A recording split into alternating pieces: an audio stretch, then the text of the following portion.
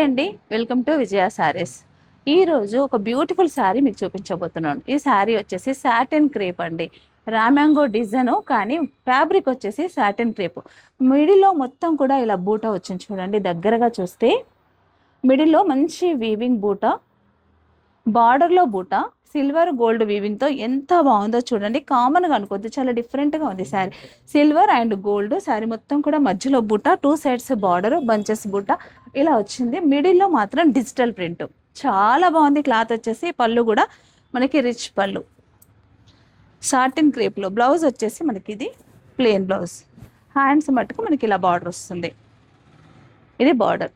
శారీ అయితే చాలా బాగుందండి. దీంట్లో మనకి కలర్స్ కూడా అవైలబిలిటీ ఉంది. మంచి బ్లూ,